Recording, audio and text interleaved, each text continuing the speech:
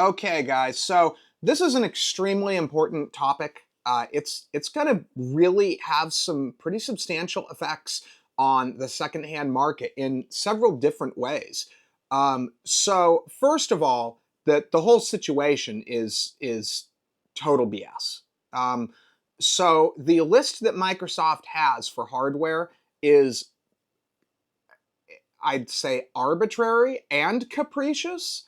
Um, so if you take a look at the list of hardware that they support, you'll notice something very interesting. Um, so it's the cutoff is 8th generation.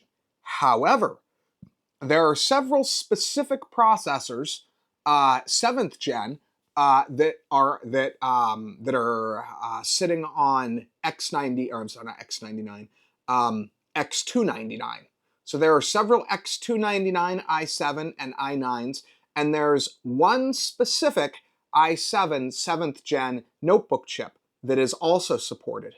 Now, I can only find one reason for this, and that reason is because those specific chips are in very specific hardware that Microsoft made. So we're talking Surface Studio, Surface Book, um, stuff like that. And so that means that their list, that's not the only hardware that can support Windows 11. Um, so what this means right now is that really good hardware, look, I don't think Microsoft needs to support first gen, i7 900. Okay, I don't think they need to support that. Fourth gen though, there is a ton of people. 4790K is still a hell of a budget option if you get it for the right price. And you can get really good boards with those chips. And then going up from there, X99, there is no good reason, none, why X99 shouldn't be supported. The only reason why they are choosing not to support it is because they want you to buy a new computer. Okay, it's that simple. Now you can give me a list of security reasons and yada yada yada. Okay, whatever. There are ways they could have made it work. They could have, I don't know, they could have allowed you to buy add-on hardware for your board, whatever.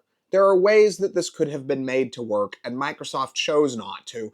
And those features, you can download cracked copies of Windows 11, and that the crack isn't the Windows 11. It's not the licensing. That's not the crack. We have now reached the point where the crack is the disabling of stupid Microsoft arbitrary hardware whitelisting. That's the crack. I think you can even activate them legitimately. I could be wrong. I haven't tried to use one. But I believe you can even activate them legitimately with a legitimate code. The thing that's cracked is that stupid hardware whitelist. Who'd have thought? Who'd have thought that we would get to the point where no one wants to pirate Windows because of the cost? They want to pirate it so they can use it on their hardware. Like, this is just an insane world we're in. So this is going to have some really, really horrible effects. One of them is that, and I've seen other people talk about this, you're going to have hardware become e-waste that shouldn't be. You're going to have people that dispose of nice, well done, i7 X99 builds. You're going to have X99 builds get disposed of. And here's the thing. Yes, you can run Windows outside of the support date, but what tends to happen is that it'll be fine for 6 months, a year, maybe a little longer, but what'll happen is the same thing that happened with XP and 7. It's become increasingly difficult. I mean, I tried to do a Windows 7 build a couple months ago. I've still got it. It was a retro build I did, and it is a nightmare to make Windows 7 fully functional. I did it. I succeeded, but I think it took me 2 whole days before I got everything completely worked out, tracked down drivers, tracked down, fixes and bugs and everything. So it took me about 2 days to get the whole thing fully up and running.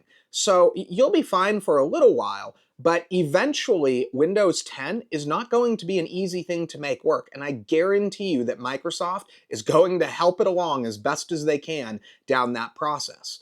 Now, the next problem you're going to have is you're going to have the used market. Everything that's 8th gen is basically going to become worthless. I don't know if it'll be overnight, but anything pre-8th gen is going to become worth basically nothing. And that's some of that's our bread and butter, okay? For those of you that sell pre-owned gaming systems, you know as well as I do. X99, Z170, what else? Z97, Z87.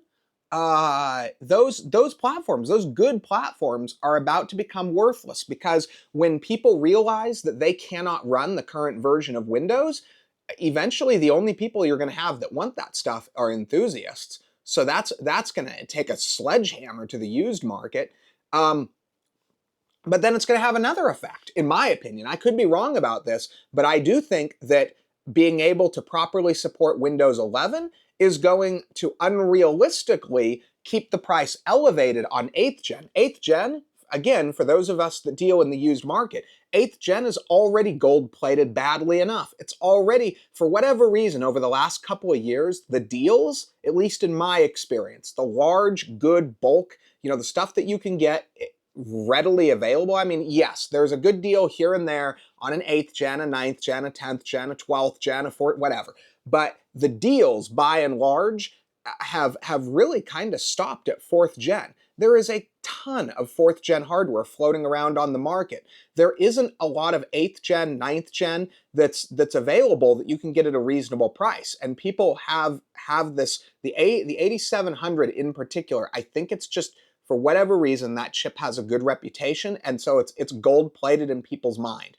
And so once they can, say, oh, well, this is the oldest you can go and still support Windows 11, that Windows 11 support is going to be key. And so it's going to keep the value of that hardware elevated higher than it should be as well. So it's going to have two different effects on that. And this is bad. And again, I firmly believe that this is both arbitrary and capricious. Remember when Microsoft said Windows 10 was the last OS they were going to release? Anybody remember that? And again, I've mostly moved forward. I'm on mostly 12th gen hardware now, but that is still good hardware. And the fact that you can get, I've seen it run, the fact that you can get a copy of Windows with that stuff disabled tells you that they could have made it work and they chose not to. And I find that quite annoying and somewhat disheartening. I mean, I'm not one of those enviro people that's obsessed about reducing e-waste, but it is unnecessary. It's, for a company that claims that they're, they care about green and they care about the environment and that kind of stuff. I mean, you're going to be forcing people out of computers. I've seen people in my comments that say, oh yeah, I still use my 4th gen, it's great. You're going to be forcing people out of computers, and you're going to be forcing people to dispose of stuff that would otherwise be good, that could be hand-me-downs, given to education, nonprofit, churches, whatever, and now no one's going to want that hardware anymore because they can't run the current OS. So shame on Microsoft. That's my opinion. But anyway, sorry about my angry rant, but I'm really annoyed about this one as someone who cares quite a bit about the used market. So comment, let me know what you guys think, and thanks for watching the video.